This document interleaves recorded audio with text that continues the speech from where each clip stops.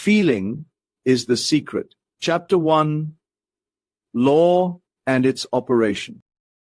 The world and all within it is man's conditioned consciousness objectified. Consciousness is the cause as well as the substance of the entire world. So it is to consciousness that we must turn if we would discover the secret of creation. Knowledge of the law of consciousness and the method of operating this law will enable you to accomplish all you desire in life. Armed with a working knowledge of this law, you can build and maintain an ideal world. Consciousness is the one and only reality, not figuratively, but actually. This reality may, for the sake of clarity, be likened unto a stream which is divided into two parts, the conscious and the subconscious. In order to intelligently operate the law of consciousness, it is necessary to understand the relationship between the conscious and the subconscious. The conscious is personal and selective. The subconscious is impersonal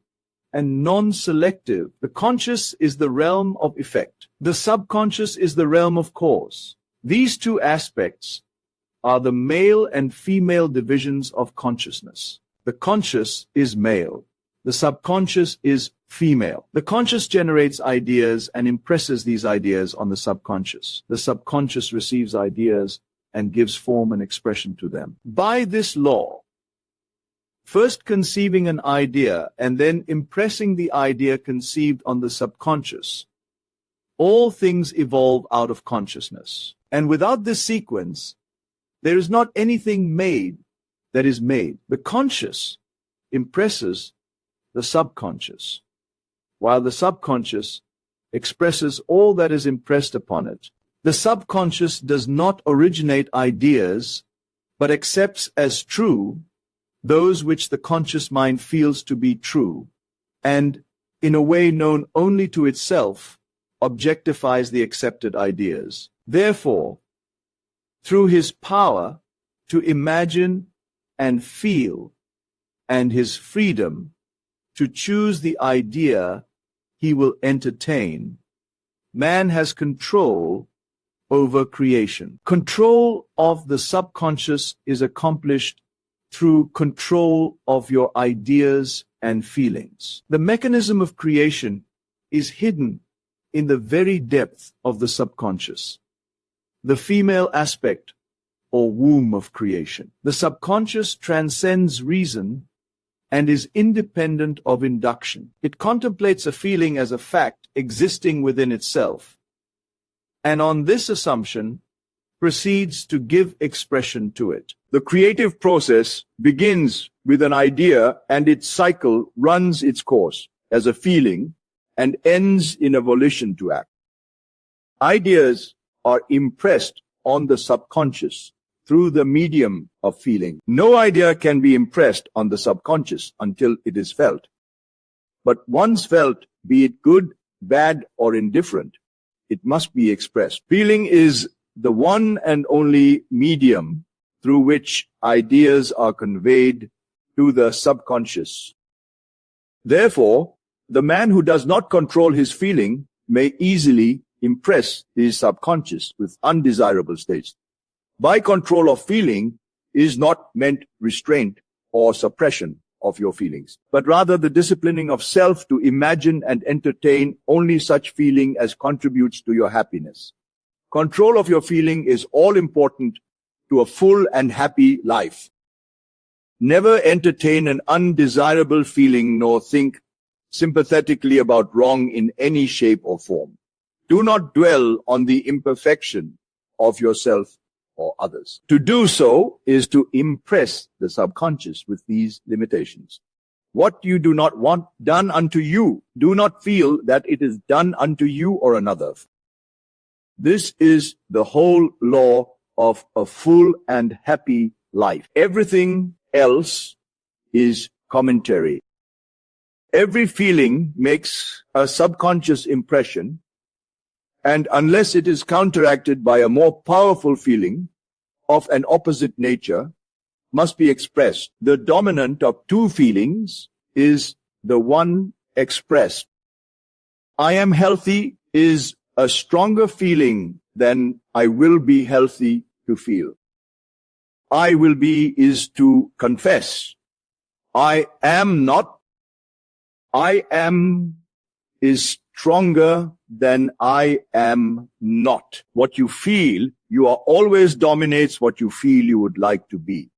Therefore, to be realized, the wish must be felt as a state that is, rather than a state that is not. Sensation precedes manifestation and is the foundation upon which all manifestation rests.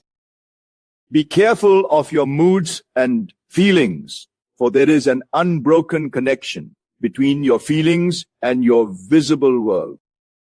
Your body is an emotional filter and bears the unmistakable marks of your prevalent emotions. Emotional disturbances, especially suppressed emotions, are the causes of all disease. To feel intensely about a wrong without voicing or expressing that feeling is the beginning of disease. Disease in both body and environment. Do not entertain the feeling of regret or failure for frustration or detachment from your objective results in disease. Think feelingly only of the state you desire to realize. Feeling the reality of the state sought and living and acting on that conviction is the way of all seeming miracles. All changes of expression are brought about through a change of feeling. A change of feeling is a change of destiny. All creation occurs in the domain of the subconscious. What you must acquire, then, is a reflective control of the operation of the subconscious. That is, control of your ideas and feelings. Chance or accident is not responsible for the things that happen to you, nor is predestined fate the author of your fortune or misfortune. Your subconscious impressions determine the conditions of your world. The subconscious is not selective. It is impersonal and no respecter of persons. The subconscious is not concerned with the truth or falsity of your feeling. It always accepts as true that which you feel to be true. Feeling is the assent of the subconscious to the truth of that which is declared to be true. Because of this quality of the subconscious, there is nothing impossible to man. Whatever the mind of man can conceive and feel as true, the subconscious can and must objectify. Your feelings create the pattern from which your world is fashioned, and a change of feeling is a change of pattern. The subconscious never fails to express that which has been impressed upon it. The moment it receives an impression, it begins to work out the ways of its expression. It accepts the feeling impressed upon it, your feeling as a fact existing within itself, and immediately sets about to produce in the outer or objective world the exact likeness of that feeling. The subconscious never alters the accepted beliefs of man. It outpictures them to the last detail, whether or not they are beneficial. To impress the subconscious with the desirable state, you must assume the feeling that would be yours had you already realized your wish. In defining your objective, you must be concerned only with the objective itself. The manner of expression or the difficulties involved are not to be considered by you. To think feelingly in any state impresses it on the subconscious. Therefore, if you dwell on difficulties, barriers, or delay, the subconscious, by its very non-selective nature, accepts the feeling of difficulties and obstacles as your request, and proceeds to produce them in your outer world. The subconscious is the womb of creation. It receives the idea unto itself through the feelings of man. It never changes the idea received, but always gives it form. Hence, the subconscious outpictures the idea in the image and likeness of the feeling received. To feel a state as hopeless or impossible is to impress the subconscious with the idea of failure. Although the subconscious faithfully serves man, it must not be inferred that the relation is that of a servant to a master, as was anciently conceived.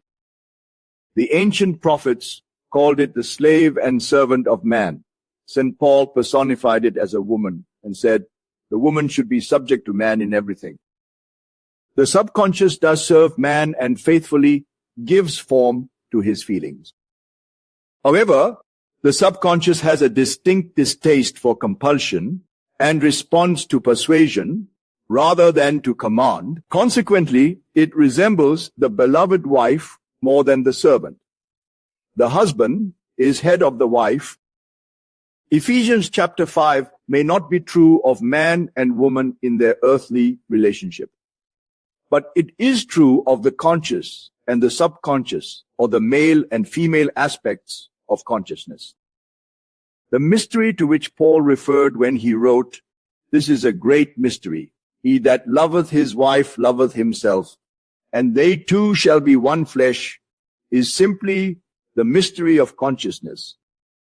Consciousness is really one and undivided, but for creation's sake, it appears to be divided into two. The conscious, objective, or male aspect truly is the head and dominates the subconscious, subjective, or female aspect. However, this leadership is not that of the tyrant, but of the lover. So by assuming the feeling that would be yours were you already in possession of your objective, the subconscious is moved to build the exact likeness of your assumption. Your desires are not subconsciously accepted until you assume the feeling of their reality, for only through feeling is an idea subconsciously accepted. And only through this subconscious acceptance is it ever expressed. It is easier to ascribe your feeling to events in the world than to admit that the conditions of the world reflect your feeling. However, it is eternally true that the outside mirrors the inside, as within, so without. A man can receive nothing unless it is given him from heaven, and the kingdom of heaven is within you. Nothing comes from without. All things come from within, from the subconscious. It is impossible for you to see other than the contents of your consciousness. Your world in its every detail is your consciousness objectified.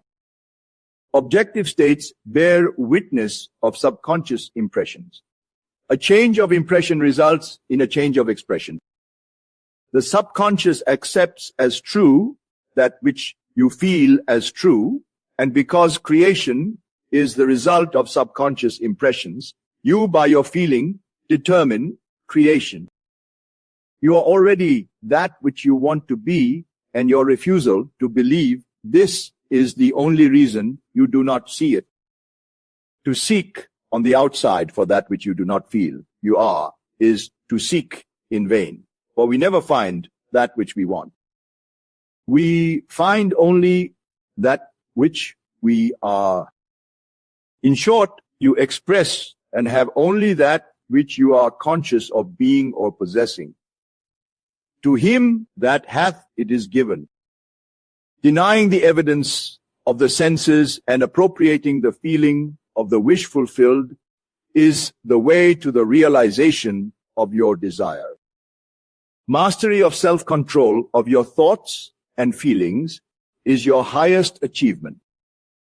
However, until perfect self-control is attained so that in spite of appearances, you feel all that you want to feel, use sleep and prayer to aid you in realizing your desired states. These are the two gateways into the subconscious.